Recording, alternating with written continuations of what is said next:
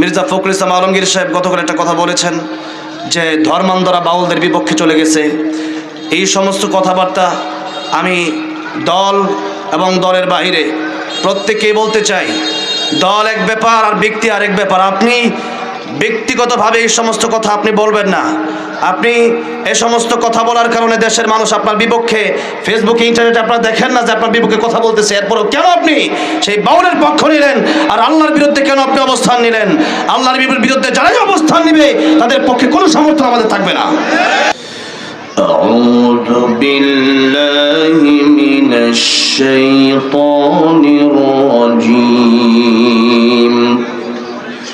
بسم الله الرحمن الرحيم ومن الناس من يشتري لهو الحديث ليضل عن سبيل الله بغير علم ويتخذها هزوا أولئك لهم عذاب مهين صدق الله العظيم.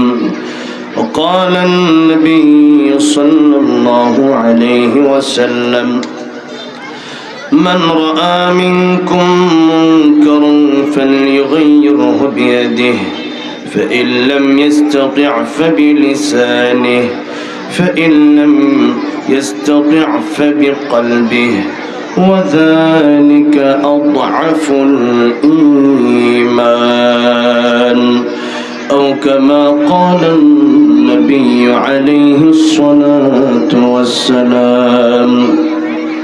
وقال تعالى في شان حبيبه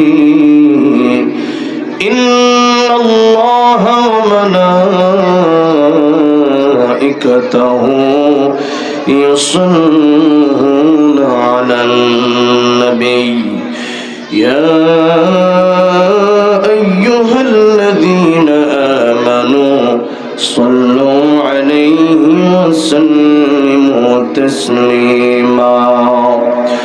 اللهم صل على محمد وعلى آل محمد كما صليت على إبراهيم وعلى آل إبراهيم إنك حميد مجيد. اللهم بارك على محمد وعلى آل محمد كما باركت على إبراهيم وعلى آل إبراهيم إنك حميد مجيد. আসবেন আন্তর্জাতিক হিফজুল কোরআন প্রতিযোগিতায় বিশ্বে প্রথম স্থান অধিকারকারী, অসংখ্যবার প্রথম স্থান অর্জন করেছে বাংলাদেশের গর্ব, আমার বন্ধু, আমার ছোট ভাই, আপনাদের সকলের সুপরিচিত ব্যক্তি হাফেজ কারি আবু রায়হান। আবু রায়হান তো এখন বাবা হয়ে গেছে, বুঝছেন? আবু রায়হানের বাচ্চা হয়েছে, একটা মেয়ে হয়েছে। আল্লাহ তাকে রাবিয়া বুসরির মতো কবুল করেন, পড়েন আমিন। মাশাআল্লাহ, সেও বাচ্চা মানুষ, তার আরেকজন বাচ্চা হয়ে গেছে, ঠিক না? আগে আগে বিয়ে করার ফজিলত, বিয়ে করছে এমন সময় বুড়া বয়সে, এবার নাতি হইব তো দূরের কথা, পোলা বড় বড় হইতে হইতেই শেষ। 3টা সময় রাসূল সাল্লাল্লাহু আলাইহি সাল্লাম দেরি করতে নিষেধ করেছেন। কয়টা সময়? 3টা সময়। নামাজের সময় হয়ে গেলে দেরি করবেন না, নামাজ পড়ে নেবেন। আমরা ফজরেরটা জোহরে, জোহরেরটা আসরে পড়ি, ঠিক না? আরেকটা হচ্ছে মানুষের যখন মৃত্যু হয়ে যায়, মানুষের দাফন করতে দেরি করতে বলেছেন রাসূল, দেরি না করতে বলেছেন রাসূল করিম সাল্লাল্লাহু আলাইহি সাল্লাম, যত দ্রুত দাফন করা যায়। 3 নাম্বার, যত দ্রুত বিয়ে করা যায়। যত দ্রুত বিয়ে করবেন তত দ্রুতই ফজিলত পাবেন। হ্যাঁ, রাসূল সাল্লাল্লাহু আলাইহি সাল্লাম বলেছেন বিয়ের সময় বিয়ে করো, কারণ বিয়ে না করলেই অবৈধ রিলেশন, জেনা, ব্যভিচারের দিকে মানুষ আস্তে আস্তে ধাবিত হয়, আর বিয়ে করলে এটা থেকে মানুষ মুক্ত থাকে। যারা এই আইনগুলো করছে যে 21 বছর 18 বছর, তো শেখ হাসিনার সময় আইনগুলো হয়েছে না? তো শেখ হাসিনার আব্বা শেখ মুজিবুর রহমান সাহেব বিয়ে করছে ওনার আম্মা শেখ ফজিলাতুন্নেসা সাহেবাকে। কত বছর বয়সে? 9 বছর বয়সে। গুগলে সার্চ দিয়ে দেখেন। তাহলে তারাই আবার বলে যে বেশি অল্প বয়সে বিয়ে করলে ঝামেলা। তাহলে কোথায়? শেখ মুজিবুর সাহেবের পরিবারের তো ঝামেলা হইল না। একজনই 16 বছর একবারে খাইয়া দাইয়া একবারে শেষ করে গেছে। কই এদের তো বুদ্ধি কম হইল না, এদের তো পুষ্টি কম হইল না। তাহলে আপনারা যে আইন করছেন এই সমস্ত আল্লাহ বিরোধী আইন বাতিল করতে হবে দেশ থেকে, তখনই দেশ সুন্দর হবে। ঠিক না বেঠে? কে 21 আর কে 18 বয়স। আগের মানুষ বিয়ে করেছে দ্রুত, ফ্যামিলি সুন্দর ছিল। যারা যত দ্রুত বিয়ে করেছে তাদের ফ্যামিলি তত উন্নত হয়েছে। বিয়ে করার পর বরকত বাড়ে না কমে? যারা বিয়ে করছে তারা এটা জানে। তো সেই জন্য বিয়ের বয়স হয়ে গেছে। এখন আপনি সরকার যদি এই কথা বলে যে 21 বছরে বিয়ে করা যাবে না, হ্যাঁ 18 বছর বয়সের আগে বিয়ে দেওয়া যাবে না। কত জায়গায় বিভিন্ন দর্শন হয়, কত জায়গায় ভালোবাসার নামে বিশ্ব বেহায়া দিবস পালন হয়, কত জায়গায় পার্কে কোপাতে বিভিন্ন সময় ছেলে মেয়েদের অবৈধ সম্পর্ক হয়। তখন বিয়ের সময় যেই প্রায় যখন এই প্রশাসন আসে, অবৈধ সম্পর্ক ভালোবাসা 14 ফেব্রুয়ারির দিন সেই প্রশাসন কোথায় থাকে? কি হয়েছে? 18 বছর আগে বিয়ে করছে কেন? আর 1 মাস বাকি আছে, পুলিশদের নিয়ে গেছে গা। হাই হাই হাই হাই রে! আল্লাহর আইন বড় না দেশের আইন বড়? আল্লাহর আইন বড়। যেখানে দেশের আইন আছে আল্লাহর আইনের বিরুদ্ধে যাবে সেই দেশের আইন মানি না। এই কথাই তো বলছে রফিকুল ইসলাম মাদানী। আমার সাথে বুটবাজারে মাহফিল ছিল। 3 বছর, প্রায় 3 বছর না, জেল খাটলো। প্রায় 3 বছরই জেল খাটলো। তাহলে এই যে আল্লাহর কোরআনের কথাকে বলতে গিয়ে সে জেল খাটলো, তার জবান কি বন্ধ হয়ে গেছে? তারপরে অনেকেই বলেন যে আপা আবার আসবে, বাংলাদেশ আসবে। আসবে আসবে বলে লাভ নাই, থাকতেই তো কিছু করতে পারে নাই। তা আসবে আসবে মানে? হ্যাঁ, কোরআন বিরোধী কথা যেই বলে তাদের পক্ষে আমরা থাকবো না। কোরআনের পক্ষে যারা আছে তাদের পক্ষে আমরা সব সময় আছি না নাই? সব সময় তাদের পক্ষে আমরা থাকবো বলি ইনশাআল্লাহ। কারণ কোরআন নিয়ে আমাদেরকে কবরে যেতে হবে, ধর্ম নিয়ে আমাদেরকে কবরে যেতে হবে। মির্জা ফখরুল ইসলাম আলমগীর সাহেব গতকাল একটা কথা বলেছেন যে ধর্মান্ধরা বাউলদের বিপক্ষে চলে গেছে। এই সমস্ত কথাবার্তা আমি দল এবং দলের বাইরে প্রত্যেককেই বলতে চাই, দল এক ব্যাপার আর ব্যক্তি আরেক ব্যাপার। আপনি ব্যক্তিগতভাবে এই সমস্ত কথা আপনি বলবেন না। আপনি এই সমস্ত কথা বলার কারণে দেশের মানুষ আপনার বিপক্ষে ফেসবুকে ইন্টারনেটে আপনারা দেখেন না যে আপনার বিপক্ষে কথা বলতেছে। এরপরও কেন আপনি সেই বাউলের পক্ষ নিলেন আর আল্লাহর বিরুদ্ধে কেন আপনি অবস্থান নিলেন? আল্লাহর বিরুদ্ধে যারাই অবস্থান নিবে তাদের পক্ষে কোনো সমর্থন আমাদের থাকবে না। আমরা আল্লাহকে ভালোবাসি, আল্লাহর পক্ষ নিয়ে এই বাঁচতে চাই, আল্লাহর পক্ষ নিয়ে মরতে চাই। মানে হাব্বালিল্লাহি ওয়া আবগাদালিল্লাহ ওয়া আ'তা লিল্লাহি ওয়া মানআ লিল্লাহ ফাকাদ ইসতাকমালাল ঈমান।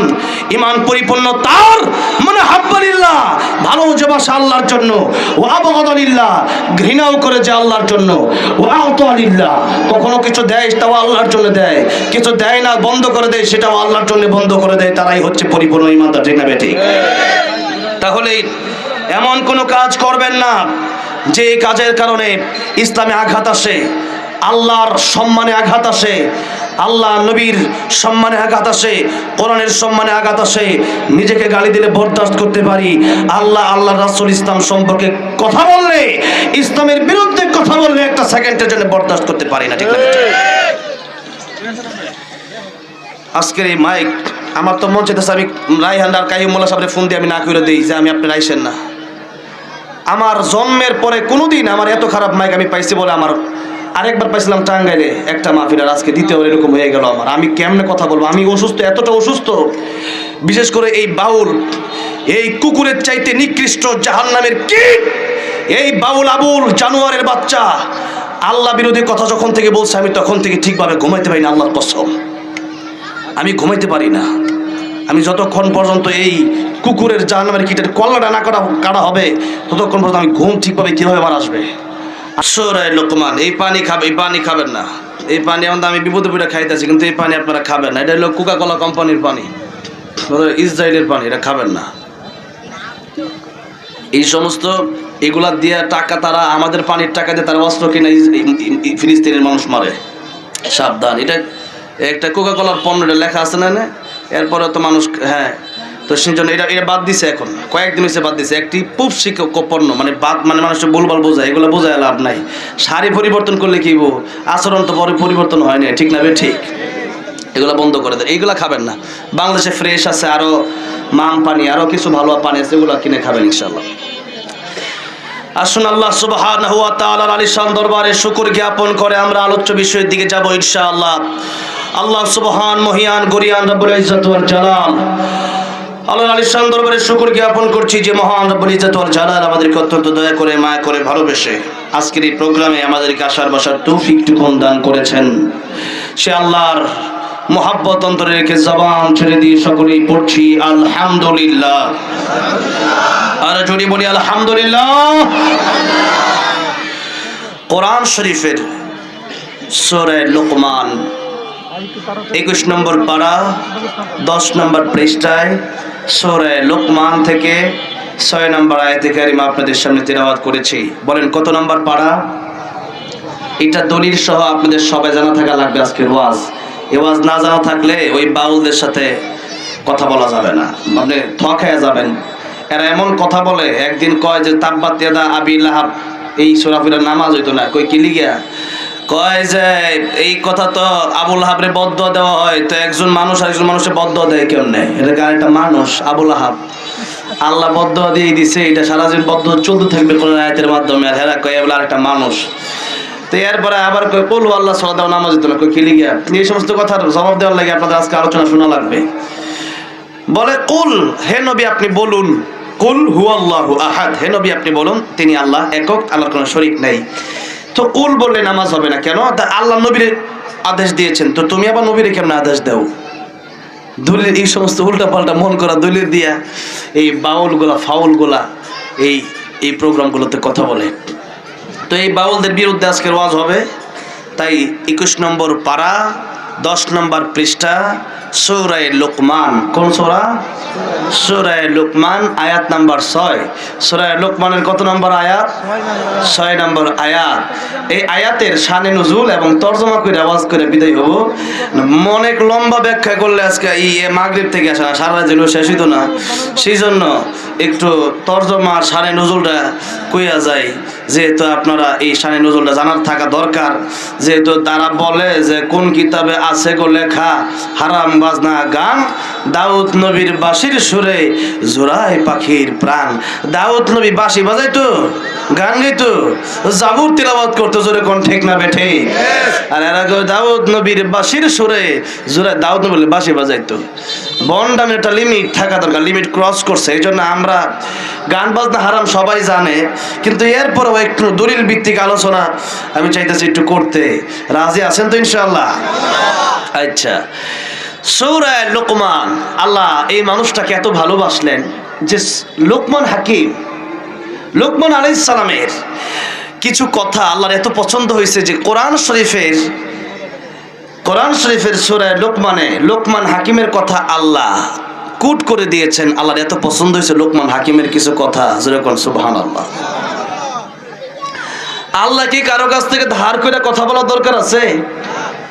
কপি করে পেস্ট করার দরকার আছে?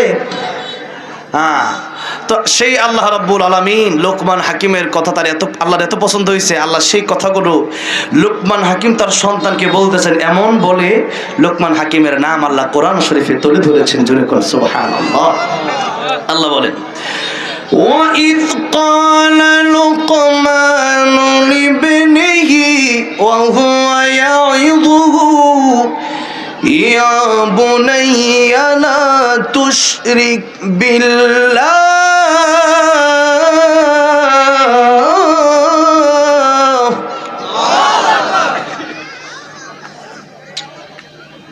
মাইকটা বাদ দেওয়া আজকে আর প্রোগ্রাম আছে তো সমস্যা। এমনি ভালো শোনা যায় তো, এমনি বলি আজকের জন্য মাইকটা বাদ দিই। আজকে শুধু আজকের জন্য আমি আফওয়ান, আমি ক্ষমা প্রার্থী, মাইকটা আজকের জন্য বাদ দিচ্ছি। ক্যামেরাটা হোক, ক্যামেরা দেখি করবো আমারটা ভালো। এই মাইকে আমার আর গলার শ্বাস এমনি শোনা যাইতেছে না, এমনি আমার গলার প্রবলেম, অনেকে মাইক প্রচুর শ্বাস টানতেছে, আমি পারতেছি না। থাক, কেউ চিল্লায় না ভাই, আমি আলোচনাটা শোনেন, আমল ইতো করা দরকার, তাহলে মাইক বাদ দেন না ভাই। একসময় তো মাইক ছিল না। তো সেই জন্য সূরা লুকমান হাকিমের নাম আল্লাহ রাব্বুল আলামিন তুলে ধরে বলছেন, যখন লুকমান তার সন্তানকে বলেন, হে আমার সন্তান, হে আমার বেটা, লা তুশরিক বিল্লাহ, তুমি আল্লাহর সাথে শিরিক করো না। আল্লাহর সাথে কি করো না? জুড়ে বলেন, আল্লাহর সাথে কি করবা না? এই পৃথিবীতে যত গুনাহ আছে সবচেয়ে বড় গুনার নাম হলো শিরিক। জোরে কোন, সবচেয়ে বড় গুনার নাম কি? শিরিক। শিরিকের চাইতে বড় গুনাহ এই পৃথিবীতে আর কিছু নাই। সেই জন্য তিনি বলছেন, ইন্না শিরকা লাযুলমুন আযীম, ও আমার সন্তান, এই শিরিকের মতো গুনাহ, এর চেয়ে বড় কোনো গুনাহ নাই, এটা বড় গুনাহ। আর এই শিরিক যদি করো তো আল্লাহ বলতেছেন, মাই ইউশরিক বিল্লাহি ফাকাদ হারামাল্লাহু আলাইহিল জান্নাতা ওয়া মাওয়াহুন নার। কেউ যদি শিরিক করে তাহলে সেই ব্যক্তি শিরিক করার কারণে আল্লাহ বলতেছেন, মাই ইউশরিক বিল্লাহ ফাকাদ হারামাল্লাহু আলাইহিল জান্নাত, তার জন্য জান্নাত হারাম ঘোষণা করেছেন কে? আল্লাহ। কেউ শিরিক করলে, শিরিকটা কি ধরনের হতে পারে একটু তাও আমাদের বোঝা দরকার আছে। আমরা মনে করি শিরিকটা হচ্ছে যে আল্লাহ ছাড়া, বাদ দেন, মাইকটা আজকে বাদ দেন না, একটা ঘন্টা মাইক চালাতে হবে, সমস্যা কি? আমি কষ্ট পাইতেছি না ভাই, আমার সমস্যা না, আমি খারাপ ব্যাপার করতেছি না। আমি প্রত্যেকটা মাইকম্যানকে পাও ধরে বলি যে ভাই খারাপ ব্যাপার করতে, আমি জাস্ট এতটুকু বলতে চাই, মানে এটার করে আমার কণ্ঠে প্রেশার পড়বে। আমি এতটা অসুস্থ, আমার কলিজা বের হয়ে যায় কথা বলতে। এখন আমি এত অসুস্থ, তো থাক আজকে মাইক ছাড়া বলি, সমস্যা নেই। আমার তো সাউন্ড যেহেতু হয় না, এমনি আর ভালো লাগতেছে না এখন। না আমি